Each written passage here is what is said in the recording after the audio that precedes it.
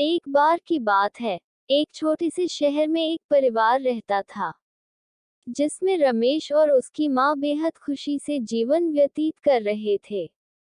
Ramesh auto चलाता था और उससे जो भी आमदनी होती थी, माँ बेटा खुशी खुशी उससे गुजारा करते थे। एक दिन उसकी मौसी रमेश के घर आई। उसने रमेश की माँ से रमेश की शादी के बारे में बात की, जिसे सुनकर माँ बहुत खुश हो गई।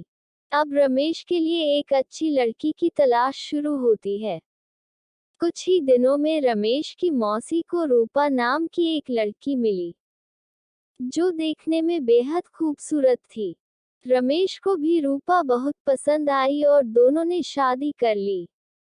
शादी के बाद कुछ दिन बेहद खुशी से बीते, लेकिन रमेश और उसकी माँ को रूपा के बारे में यह नहीं पता था कि रूपा कितनी लालची लड़की है। रूपा ने शादी के कुछ दिनों बाद ही अपने रंग दिखाना शुरू कर दिया था। वह महीने में कई बार किटी पार्टी जैसे सोमराह में जाने लगी, जिसके लिए रूपा हर पार्टी में नए कपड़े और कीमती जेवर पहनती थी। जब रूपा के नए गहने और कपड़े खत्म हो जाते थे, तब रूपा अपने पति की कमाई से नए कपड़े और गहने खरीद लेती थी, जिससे रमेश के घर में झगड़ा शुरू हो गया था। कई बार ऐसा होता कि महीने का राशन लाने के लिए जो भी पैसे होते थे, उन पैसों से रूपा अपने लिए कपड़े और गहने खरीद लेती थी। एक दिन रमेश ने कहा, रूपा, अपने नए कपड़े और गहने खरीदने में इतना पैसा बर्बाद करने का क्या फायदा है? आपको सोचना चाहिए कि आपके पति की इतनी कमाई नहीं है कि आप एक महीने में 10 बार किटी पार्टी में जाने के लिए नए नए आभूषण खरीद कर खर्च कर सकें। ये सुनकर रूपा गुस्से से लाल हो गई और रमेश से कहने लगी, तुम हमेशा मुझसे कहते रहते हो, कभी भी तुम ज्यादा कमाने के बारे में नहीं सोचते।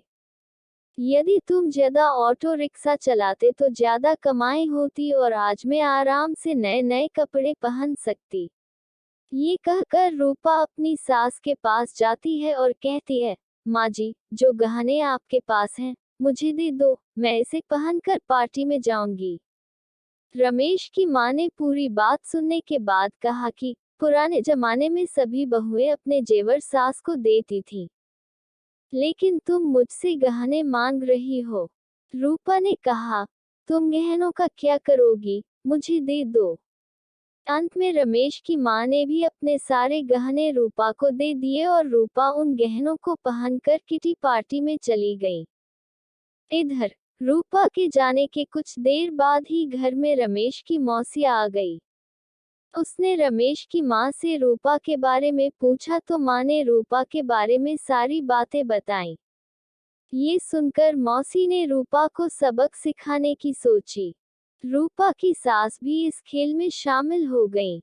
रमेश की चाची घर का सारा राशन और सामान अपने घर ले गई और थोड़ी देर में अपने सारे गहने और नए कपड़े ले आई।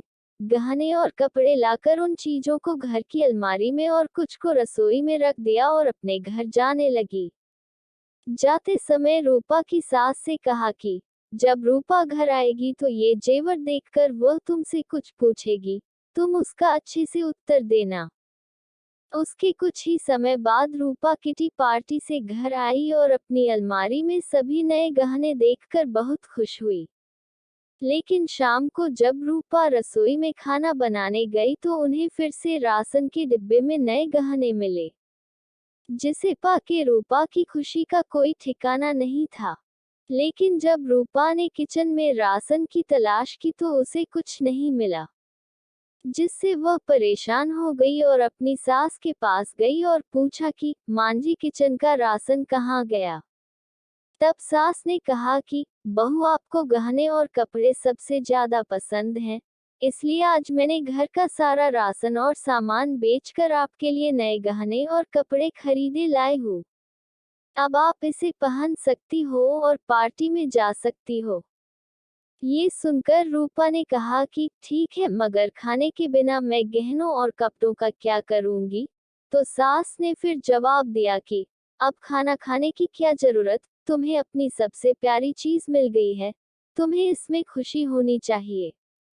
उद्धरण चिन्ह। ये सुनकर रूपा को अपनी हरकत पर पछतावा होने लगा। तभी रमेश की मौसी भी आ गई। उन्होंने ये भी कहा कि यह सब मैंने आपको समझाने के लिए किया है कि केवल नए कपड़े और आभूषण जरूरी नहीं है। इसके अलावा दुनिया में भी बहुत कुछ होता है। और अगर आपको नए गहने और कपड़े पहनने का इतना शौक है, तो आप खुद क्यों नहीं कमाते और उस पैसे से ये सारी चीजें खरीद लेते हैं। सारी बातें सुनने के बाद रूपा को अब सब कुछ समझ में आ गया और अब से उसने फिर कभी ऐसा नहीं किया और अपने पति के कमाए हुए पैसे में खुशी खुशी रहने लगी।